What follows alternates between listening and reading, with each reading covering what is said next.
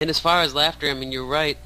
I was writing an article. I mean, I wrote an article called I think it was "Laughter is in a State of 911," and it went on to explain that the medical system back in the day for over 2,000 years, it was called the four humors. And and it's a little, and I'm just saying that because it's ironic, but it is very medicinal, because if you laugh 45 minutes a day, which is, you watch a comedy, you watch a movie, you can laugh for 45 minutes, and if you laugh for 45 minutes a day, you'll lose 1 pound a month. And yeah, so you lose weight, the dopamine levels rise. And when you were talking about different cultures earlier, the one thing that does not change. Oh no, it was called The Five Angles of Humor. That was the article that I wrote, or maybe it was both. But specifically in the Five Angles of Humor, there's only five. There's only five reasons why people laugh, and one of them is not culture. Laughter across all cultures is the same. A joke, even if I say it, it's the pentameter.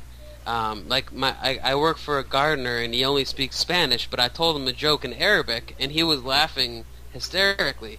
So humor is the same across all cultures. And that's another thing, another reason why I believe people are becoming less and less racist. But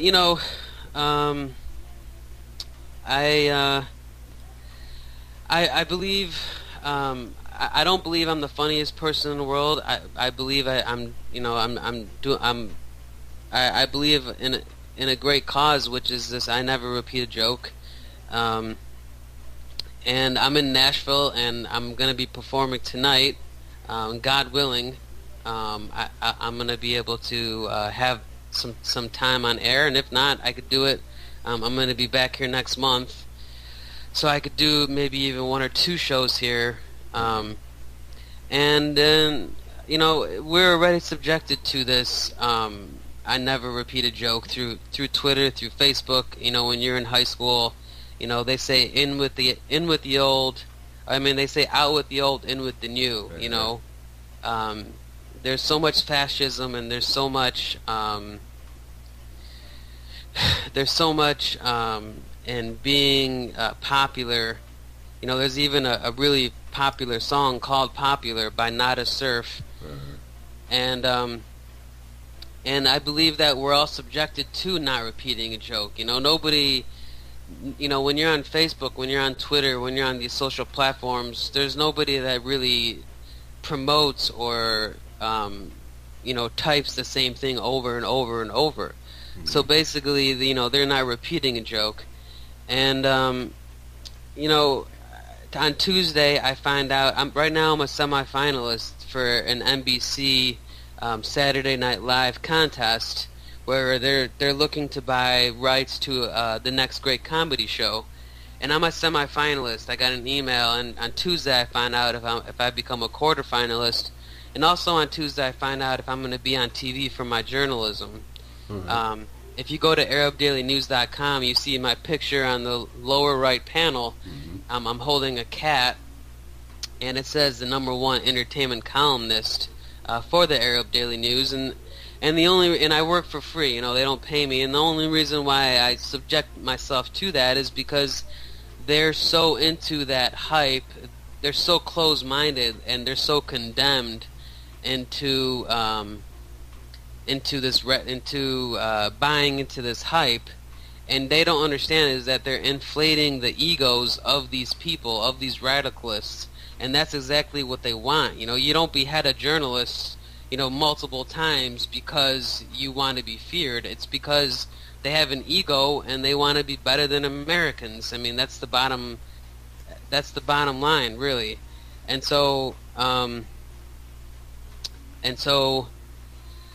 on Tuesday, I find out if I'm going to be on TV for my journalism work. They said it's down to 3 people, and if they do, that they're going to record me writing an article. My next article is going to be about my autistic business partner, who's the greatest comedian I've ever met, and I met thousands and thousands over the 4 years when I started my this idea of I never repeating a joke. And everybody does it. I'm not saying, I'm just capitalizing on it. I'm not saying that I'm the that I'm the original founder or the owner of it. But what I do in the Arab Daily News is that I take I steward the ship. I direct it. I direct traffic towards, Generation Z, towards why insomnia and depression go hand in hand, about the freedom of speech turning into freedom of hate, about the 5 reasons why we laugh. I mean, that's an incredible article, I think. Mm-hmm. I wrote about this haunted coffee house. I wrote about this guy who raps in churches.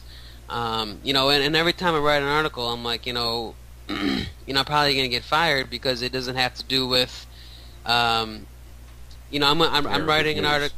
Yeah, it doesn't have anything to do with all the hype. But I am writing an article. I met a Syrian refugee, and I'm going to be posting an article for him. He just wants money, and that's why I wasn't able to publish it already. But he started a whole GoFundMe, so he's going to have a link to it. But while I was in the Middle East, I wrote 12 articles. One of them was about this ballet dancer who started a contemporary ballet. One of them, and I wrote 52 articles about ventriloquism, and and I touch on all subjects. And my boss even told me that I remind him of Ariana Huffington because I cover so many aspects of news, and it's a very hard job. I've written 2 articles a week since I started in April.